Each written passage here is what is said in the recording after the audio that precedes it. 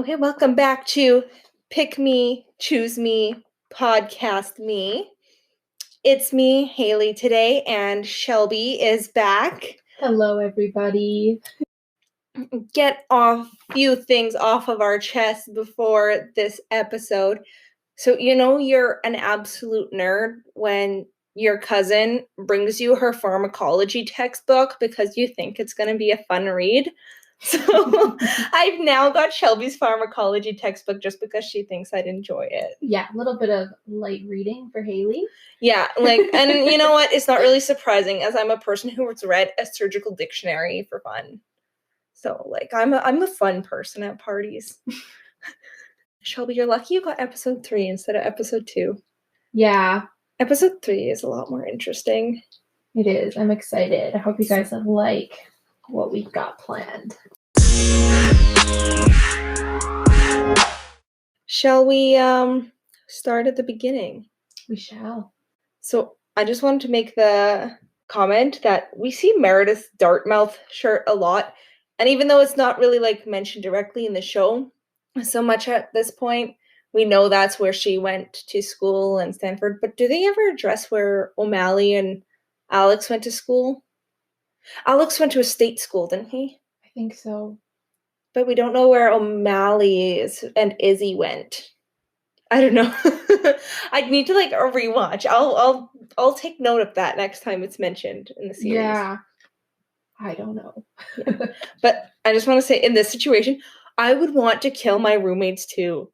I have my morning routine. I don't want to talk to anybody in the morning. I'm a morning person, but I like my morning. I like having my coffee and having my breakfast in the morning and taking my time and not having anybody chat my ear off or having an argument in the morning. You moving in with me in the fall, if you freaking do this to me in the mornings, I will slit your throat in your sleep. I'm just warning you ahead of time. I'm used to getting up before the rest of my family does because, going to university and stuff, I don't live in the same town as where my university is. So it's quite a drive for me. So I have to get up quite early in the morning in order to get to school on time. So I wake up at 5 in the morning most times if I have an 8 a.m. class. So I don't really interact with people in the mornings. She's got such a trek to school and she has to drive on one of the worst highways in the winter. Keep in mind, this is Alberta, where we had a minus 40 week and it's always icy out. And then she got rear-ended by a cop on the highway. The road conditions were so bad. Oh, so bad. On my way to an anatomy midterm, I get rear-ended on the highway. I'm sitting in the ditch in my broken vehicle as vehicles are still crashing on the highway in front of me. And the first thing I did was email my professor telling him that I wasn't going to make it to my midterm on time. I did that before I called the cops. I did that before I called my parents. I was in my first year of nursing and I was scared. I didn't know what would happen if I missed a midterm. So I literally emailed my prof in my vehicle before I called anybody. Yeah, that's just the student life. You get so concerned over grades. And the professors are always going to understand. They're like, oh, you're in an accident? Because that happened to me too. I also got in an accident because of icy road conditions. And the first thing I thought of, I'm going to be late for my lab. How, I need to be in the lab. I have a genetics engineering lab. What am I going to do? And instead I'm like, oh, I should probably get my fender from the middle of the intersection. That was my first thought. So, priorities. Yeah, priorities. And speaking of dangerous road conditions, dead baby bike race. That's crazy. Also the name, they talk about how it's a crazy name in the show, but dead baby bike race, that just... Well, it's catchy, It's dark, but it's catchy. If I saw that on a flyer somewhere, I would definitely read that flyer to see what the dead baby bike race is. So we get into ER because they're expecting lots of people to be coming in because of the dead baby bike race, whether it's the bikers or the poor pedestrians who get caught in the crossfire. And I love this line at 3:24 from Bailey where she said, Don't mingle with the ER interns. They don't know their ass from their esophagus. um, funny, but not what you would want to do in this situation. Communication, folks. Communication, you'd want to talk to the ER residents and the interns. Yeah. Also, it's kind of scary that she would think that of the ER interns. How are these guys a level 1 trauma center if their ER interns don't know their ass from their esophagus? Yeah. I'm rolling my eyes. We're just gonna hope that it's surgeon arrogance leading her to say this. And then at 5:02, we see them pulling bicycle spokes from a patient, and I have two things. One, how do you even manage that? How do you get spokes embedded into your body? And two, Meredith is right and Alex is wrong. His competitiveness and a lack in patient care led to this patient having to come back later, and it is all his fault. It's 100% Alex's fault. 100% his fault. Also, I wanted to take this time to tell you guys something that can be used for previous episodes and later on in this episode, but this is the first time that we have a patient interaction. I'm going to talk about how to properly introduce yourself to a patient, because that is something that nobody does correctly in this series. Yeah, they just kind of yell mine and run up to the patient. And even when they have patients, like, there's protocols, people. So, I have a mnemonic for you guys, because the last time I was here, even though there's probably billions of mnemonics out there, I couldn't think of a single one. Did you find one for smelly feet? No. But I have two good ones, or possibly three. We'll see. But the first one we're going to talk about is NOD. NOD stands for name, occupation, duty. And that is what you have to say every time you walk into a patient room or talk to a patient. You have to introduce yourself properly. For example, I would say, "Hi, my name is Shelby. I'm a registered nurse and I'm here to give you your morning medications." Every time you walk into the room. If you walk out to grab something quickly and you come back 2 minutes later, you gotta say it again. And the reason is because everybody who works in a hospital looks very similar because most people wear scrubs. So a patient cannot tell a housekeeper from a doctor because they're all wearing scrubs. That's a question I have for you, because in Grays, you see a very well coordinated, scrub color coordination system. Do most hospitals have this, or is this just a Grays thing? It is unit dependent, I want to say. So units in the hospital that I have been on before, which are just general internal medicine, nurses can just wear whatever scrubs they want. But certain units, if you're a very specialized unit, say an ER nurse, you have a specific color of scrubs that you have to wear. Also, I want to address something we talked about last episode, and me and Shay had this conversation and discussion because we didn't know the real answer to this, as to, do hospitals sometimes have a cleaning service? Do people just wash their own scrubs, bring it in? What's the scrub situation? Everybody wears their own scrubs. So for me, when I was in the hospital, I would throw on just sweats, whatever, come to the hospital, and then just change in a bathroom, put my scrubs on so they're clean and ready to go when I get to work. They have to be you have to look good. So they ask that you iron your scrubs so they're not wrinkly, so that you look professional and all of that kind of stuff. There's no cleaning service for your own stuff. So I would just bring a bag with me. When I leave the hospital, I would take my scrubs off, put them in a bag, put whatever clothes on to go home. And then they suggest in school that you don't keep your dirty scrubs with all your other clothes because they could have things on them. They could have bodily fluids from your patients on them. They could have bacteria or whatever on them. So they say if you don't want to wash a single pair of scrubs every single time in the washer, just have a bag in your front entrance, and every time you come home, just add your scrubs to that bag. When the bag's full, you can just wash all your scrubs at once, kind of thing. And also don't bring your work shoes inside your house because you're stepping on things in the hospital and those are dirty. So those either stay outside or like in a garage or in a bag or something.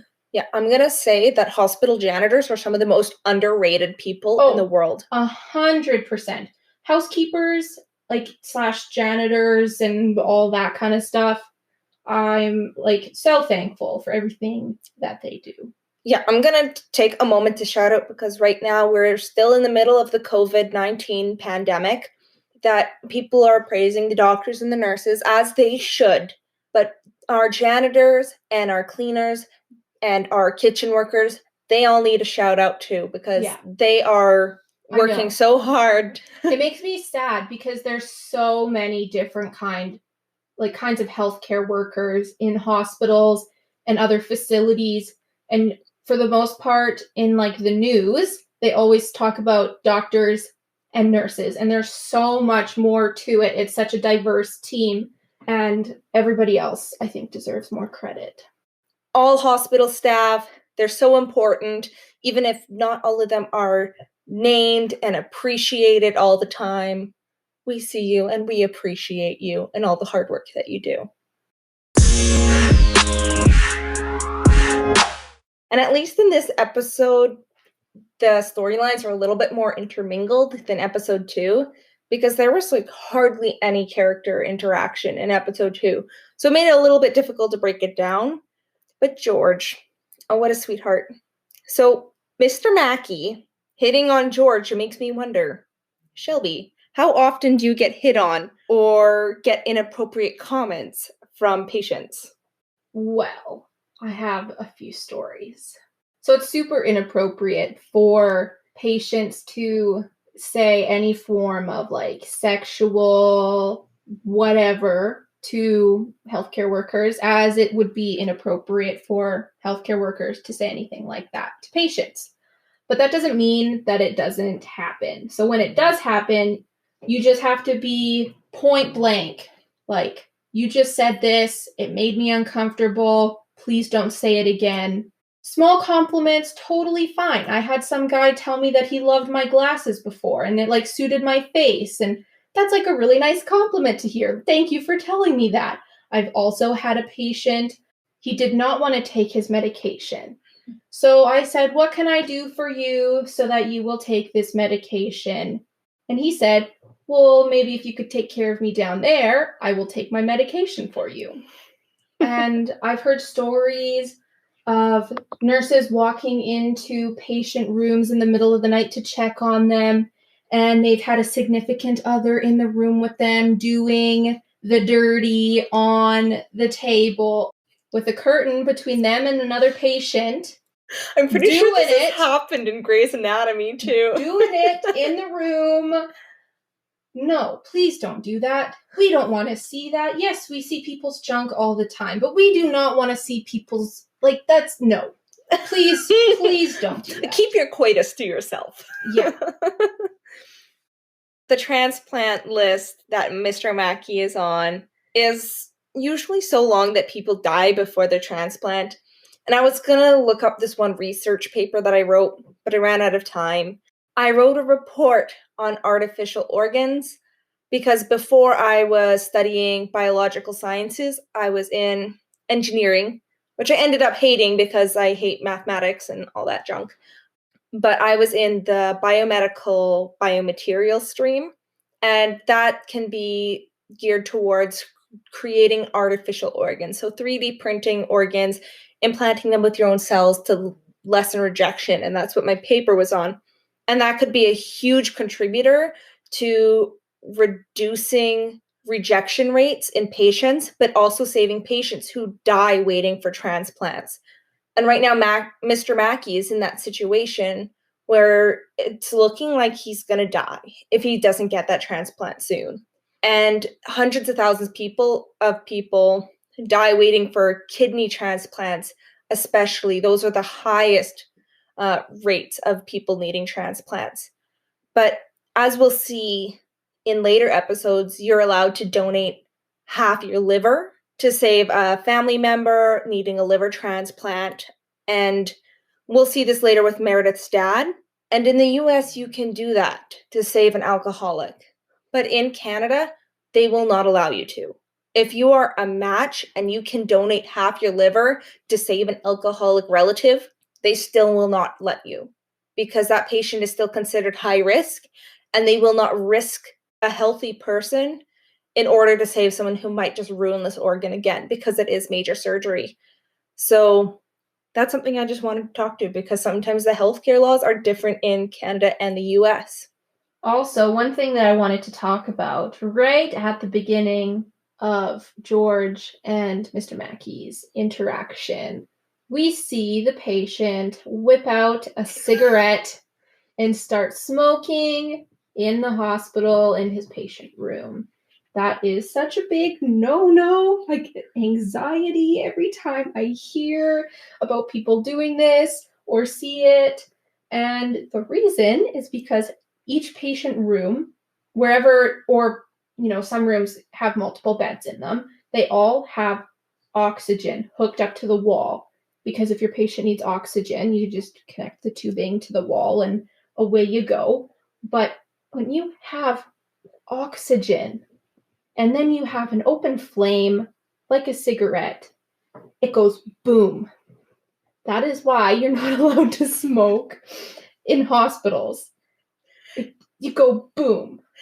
This is why I love how long Grey's Anatomy's been going, because this happens in a future episode when a patient decides to smoke while hooked up to oxygen. And this is also why I think George is one of the most realistic characters, because he sees Mr. Mackey smoking and you see him rushing, Mr. Mackey, you can't do that. And he's just like so innocent. He just reminds me of what an actual right first year resident would be coming out of med school. And watching that, I was trying to see, what I would do differently and, what would be TV and what's realistic. And watching that scene, I felt like I would probably do that exact same thing. Just run into the room, rip it out of his hand and be like, what the hell are you doing? Screw all of the things you're supposed to say when you interact with a patient for the first time. My whole nod procedure that I said earlier. If someone is smoking in their room, a healthcare worker's not going to ask questions. They're just going to run in there, rip it out of your hand and be like, what the hell are you doing? Get it together. Later on in George's storyline, we get to the part where Alex presumes that George is gay when George mentions that Mr. Mackey was hitting on him. And George is absolutely horrified that Meredith might think that he is gay, and so he vehemently denies it. He does not want the girl that he likes to think that he is gay. The irony here is that the actor of George O'Malley, T.R. Knight, is actually gay in real life. This is actually why the actor of Burke, who is Isaiah Washington, was written off of the show. He was making very homophobic comments towards T.R. Knight and was creating a hostile work environment. So, bye. We won't miss you or your character.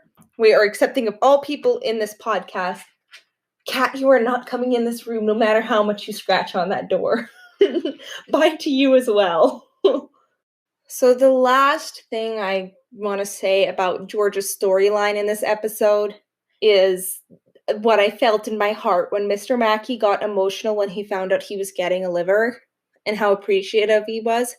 And this is why careers in healthcare are so rewarding, is when you get that experience of genuinely helping someone and changing their life. And when they're so appreciative of something you did and your actions. And George went above and beyond for this patient, and it showed. It is honestly the most rewarding feeling ever. And even just the simplest things that you can do for a patient, it just means so much to them sometimes. One time, this lady hadn't had a shower in over a week because she was in the hospital and the nurses were busy. So she'd had bed baths and stuff, but she hadn't washed her hair. So I got a little microwavable shower cap thing and you put it on people's head. It looks like a shower cap, but it has shampoo and stuff in it. So you can just kind of scrub it on their heads to wash their hair. So I did that for her. And it was like I gave her the world and all I did was wash her hair. Shall we talk about Izzy and Christina Yang? We shall. So we get a lot of contrast between these two characters in this episode because Izzy cares too much and Christina doesn't care enough. I shouldn't say that, but she can be very callous in situations when she shouldn't be. I'm going to start going off on Izzy a little bit. Okay. I'm very frustrated with her this episode. Mm-hmm. She is way too fragile to be in this line of work. She lets her emotions cloud her judgments repeatedly, and we will see this over and over and over again throughout the series, and it gets her burnt time and time again. I'm not saying that Yang is any better because Yang was also super inappropriate this episode, and you need to be a balance between these two. And that's why I liked Derek in this episode, because he was sympathetic, but he did his job while leaving emotions out of it, but he was also very compassionate and caring towards the family. And he was very good at explaining this to Izzy and Yang, even if they didn't choose to listen. Yeah, like I really appreciated the way Derek explained it to them, because he said, you know what, miracles do happen and people can wake up, which is why we do these tests over a set number of hours, so that when we call time of death, we know that we have done everything to make sure it's actually his time of death and there aren't going to be any miracles. And I think that those words, they hold true. Like, it was a really, really good way of explaining it to them. Yeah, this was an excellent teaching moment for Derek. He handled the situation really well as a teacher. Mm-hmm. So Christina and Izzy want to harvest John Doe's organs, but they don't know his identity, and thus they cannot contact his family for permission. And this is actually why I like what the University of Alberta Hospital has implemented. I'm not sure if it's in action yet or they're planning to put it in action, but it is an assumed organ donation system. So instead of registering to be a donor, you have to register not to be. And this is implemented because, while there were people willing to donate, they just never got around to putting it on paper, and even dead people have bodily autonomy.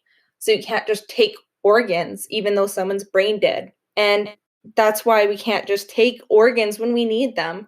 So it's a really good system, because even I, who wants to be an organ donor, if I die, you can take everything. Take my skin, take my eyes, take my organs, then cremate me.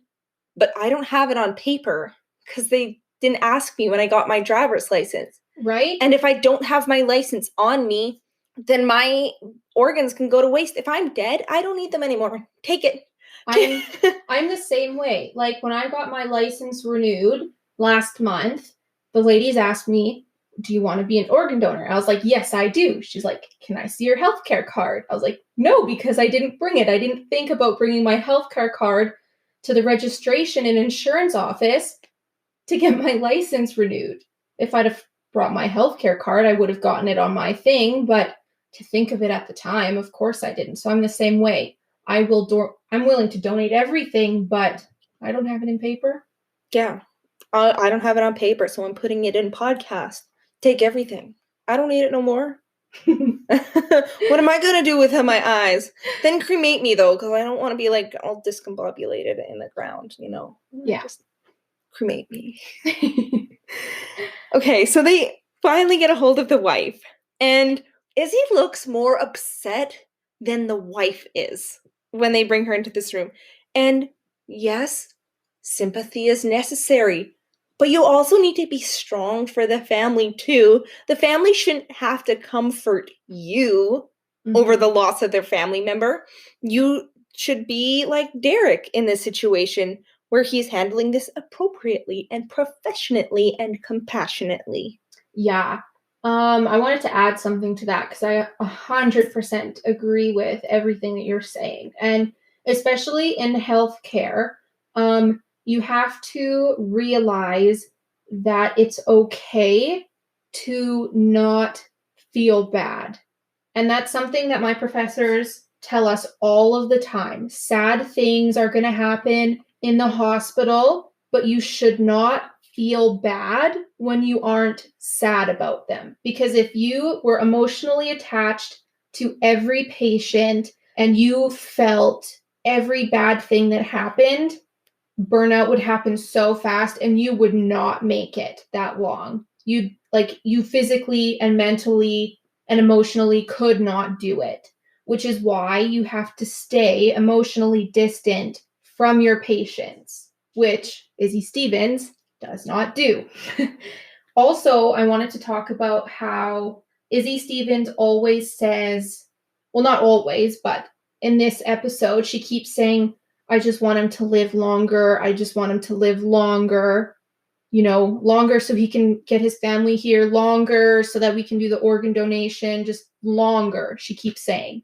And that's another thing, especially in nursing, that we talk about is the idea of like quantity over quality in regards to people's life.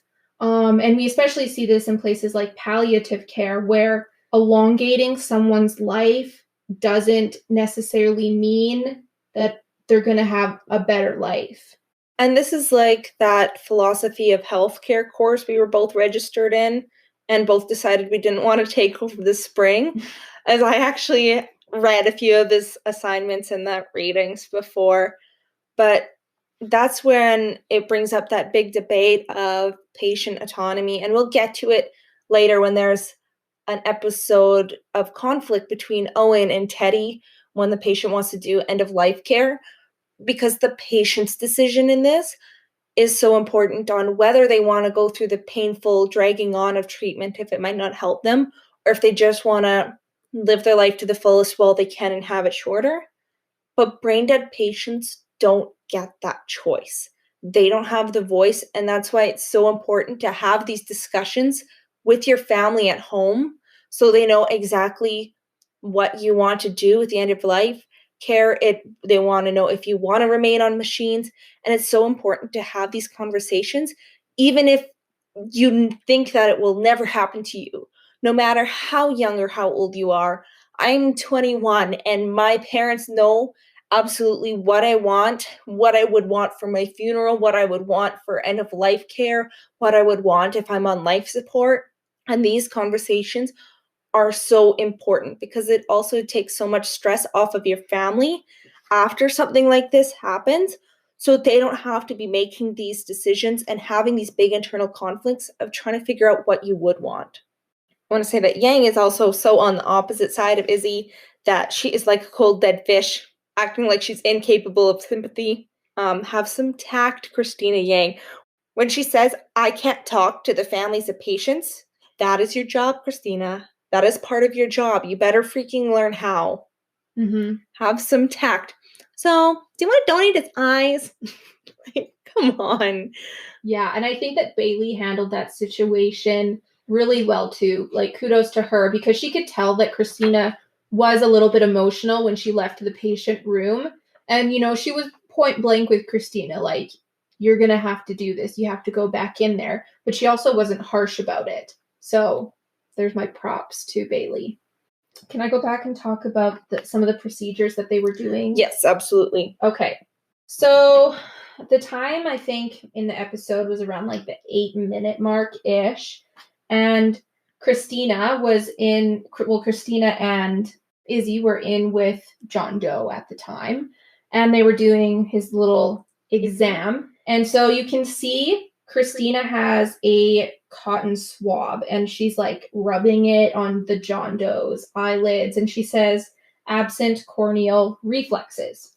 So I'm just going to tell you all a little bit about what she's doing. So there are 12 cranial nerves. And when you're assessing your neurological vital signs, which is what they're doing here, there are little tests that you can do to test each of the 12 cranial nerves. And so Christina in this episode, or in this little scene, is actually testing the trigeminal nerve, or the fifth cranial nerve, which is a mixed nerve, meaning it is sensory and motor. So basically, when you're doing this test, you just take like this cotton ball and you touch it to 3 different spots on your face. So like your chin, your cheek, and your forehead. And all you do is you just like lightly brush the cotton against the patient's face. And you just ask the patient to say yes when they feel it. So you're just, testing their sensation. And then you do it with something sharp and pointy and do the same thing. And if both of those tests are negative, meaning that the patient doesn't respond to the touching on their face, you would take like a little piece of cotton and like touch it to the corner of their eye. And it's supposed to make you blink. If the nerve is not working, the patient won't blink. So when she says absent corneal reflexes, that means when she sticks the cotton into his eye, he's not blinking, which is not a good sign. I just cringe at the thought of someone shoving cotton into my eye. And this brings me to my second mnemonic, because there are 12 cranial nerves and they have funky names, and some of them are sensory nerves, some of them are motor nerves, and some of them are mixed.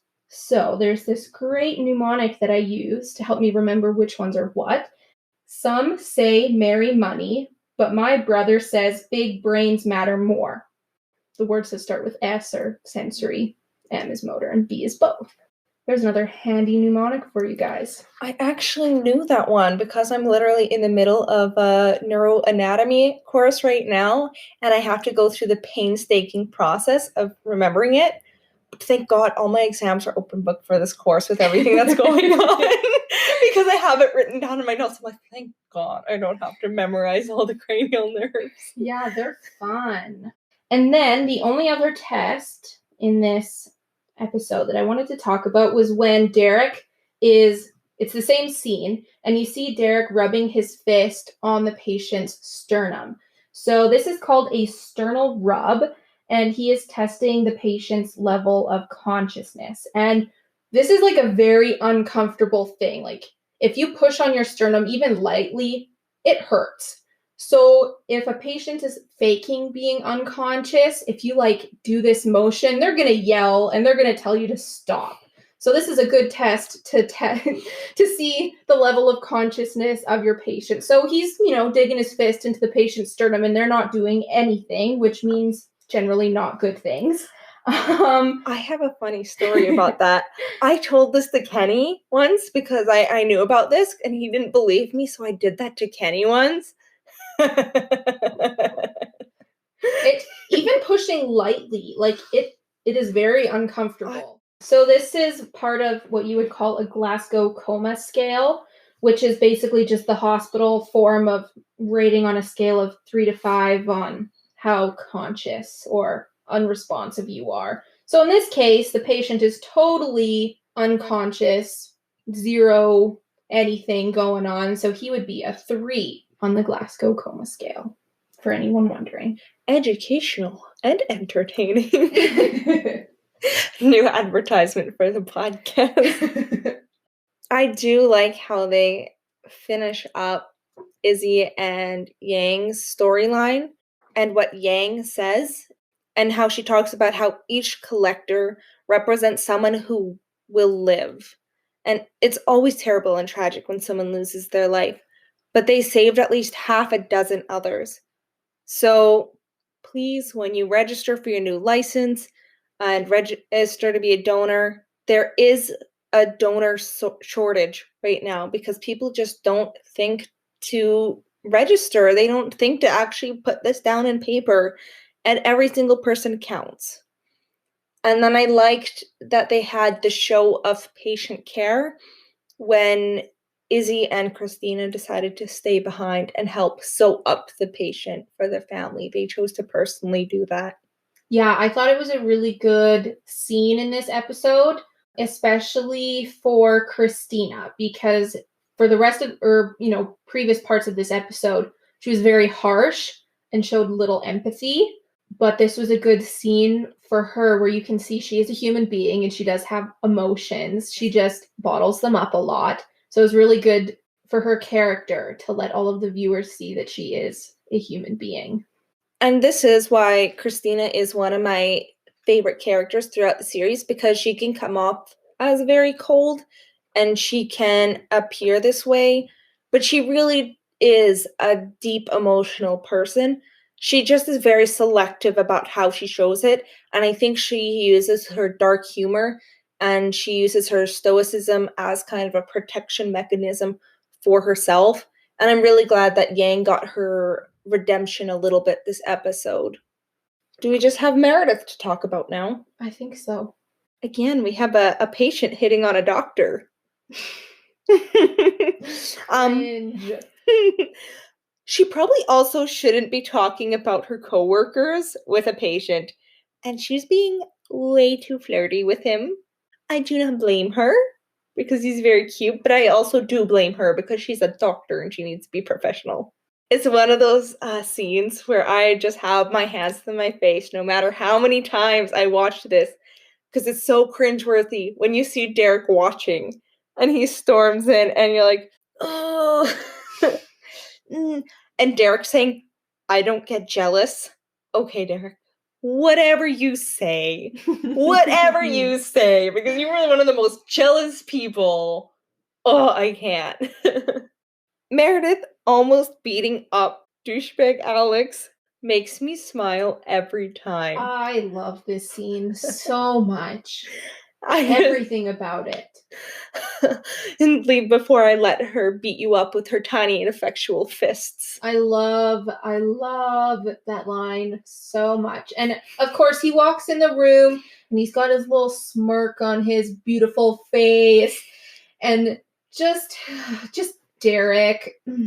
This is one of the most iconic scenes, and I swear I say that like 3 times each episode. But this was my favorite scene in this episode. 100%, me too. It's just so Meredith, and I love it so much when Meredith finally snaps. She's having a bad day. Her roommates wake her up and are arguing, and then Alex tries to steal her patient and then gets him in even more trouble. And she's just like, I want to kill you. I really want to kill you right now. I would be so mad if I was in her situation too. And with her roommates unboxing her mother's stuff too when she returns home, I would be mad too. And don't touch what doesn't belong to you. Move the boxes to the garage if you must, but don't unpack them. Come on. Like Izzy and George in this situation too have no concept of like personal space and privacy.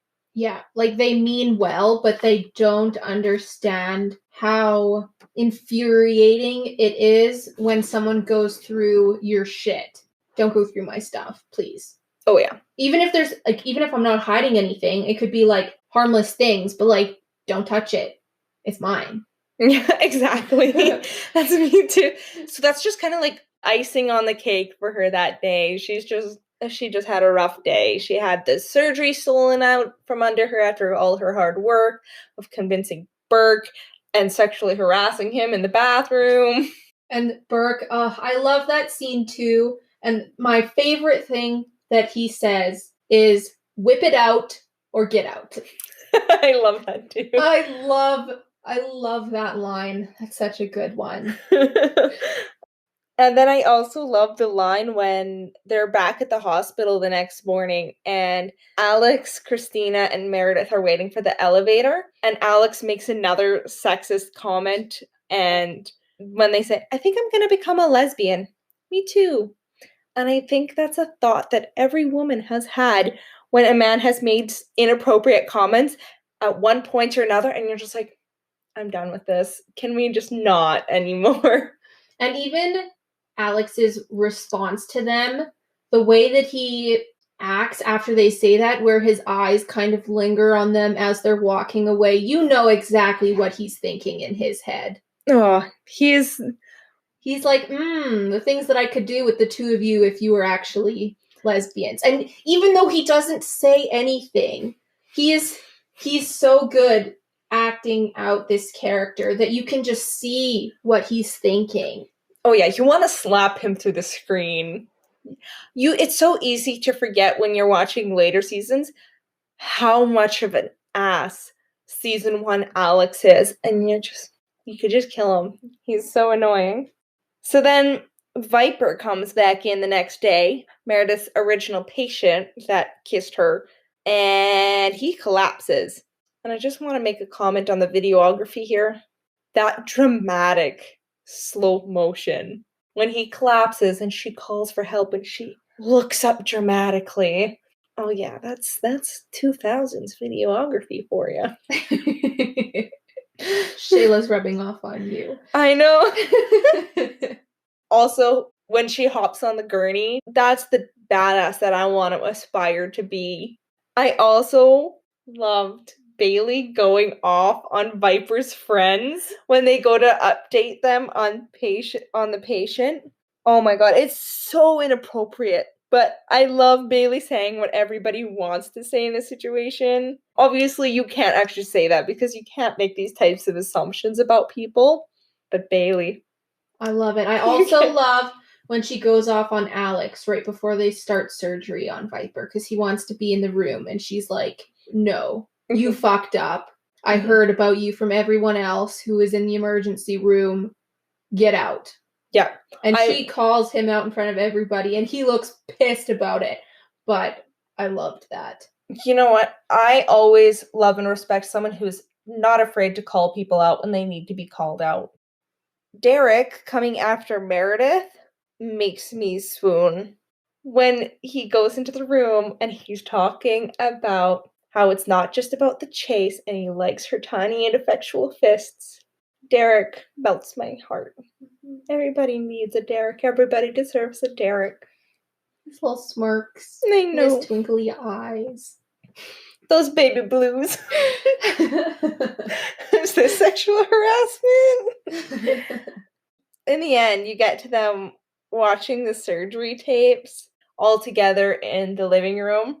And you see like the different reactions to the surgical video, and you see George really flinch back and cringe at this one scene. And that's Shay. Every time I show Shay a surgery video, because I follow all these medical pages on Instagram and all that, and I go to show Shay because I think it's cool, and then she cringes and she yells at me and asks me why I would show her that. Mm-hmm. Yeah, and like they're watching some kind of face surgery, and I think all they say is that they're removing someone's like the skin on their face. So yeah. I'm thinking like face transplant, I don't really know, or some kind of surgery where they would need to remove the skin. And I have seen videos of like skin flap transplant things. I don't know what it's called. Definitely not that, but they're pretty graphic videos. So I can handle that stuff. I don't have a weak stomach, but I'm a pansy whenever it comes to something in the eyes or like sticking needles in the eyes or any kind of like ophthalmology surgery. No, I can't do it. Anything in the eyes, that's what bothers me. If there's one field of medicine I can cross off my list and what I'm going into, it's going to be anything with the eyes. I'm not going into ophthalmology. So now we get to choose our person for this episode. Shelby, who was your person? My person this episode was hands down Meredith Grey. I feel like she got a lot of screen time, as she normally does, but it was really good for her character development. You see her home life, everything that she's getting stressed out by, but it doesn't affect her work. Even though she's mad at all of these people and everything that's happening in her social life, her work is spot on with everything that happens with Viper and the ER and all that kind of stuff. So my person is Meredith. It was between Meredith and George for me, but my person this episode is George. And I ended up going with him just because he played it perfectly throughout this episode with his patient care. And you can contrast him to how Izzy and Yang handled it, where he was kind of that middle person, where he cared so much about his patient that he went above and beyond for them, but he didn't let it interfere with the quality of his work. And he still gave his patient what he needed, and he still provided the patient with care, and he still provided clear boundaries with Mr. Mackey, even though he was inappropriate, but at the same time, he wasn't mean and cruel to him. Because I feel like it's very easy for some guys when they get very defensive of people of the same sex hitting on them. And I think that O'Malley handles the situation very well. I just want to do a little shout out to Miranda Bailey because even though she doesn't have as much screen time in this episode, I really liked the way that she handled herself in certain situations with her patient teaching with Yang and then her calling out Alex and all that kind of stuff. I see you, Miranda. Oh, Miranda. First season, she's the all-star. I think my person for the entire first season is Miranda Bailey. It's just hard to make her your person when she's so limited on screen time, unfortunately. Yeah. I think that's it for the episode. I'm glad we got episode 3. I found this one to be a lot better of an episode than episode 2. I found that episode 2 was just starting to get the ball rolling after the pilot episode, and now we're getting more into the groove of things, and we're starting to get to see a little bit more of the characters and who they are and how they interact with patients and with each other. So I'm excited about what is to come. Me too. It was a good episode. We are on mainly Spotify, Anchor FM, Apple Podcasts, Google Casts, Pocket Casts, and several others. So take a listen on whatever platform. And the best way to promote a podcast is by word of mouth. So if you know a friend who really likes Grey's Anatomy or really likes medicine, or they're thinking of going to med school or into nursing or anything in the medical community, send them to our podcast because they are welcome here. We want you to pick me, choose me, and podcast me because it is a beautiful day to podcast.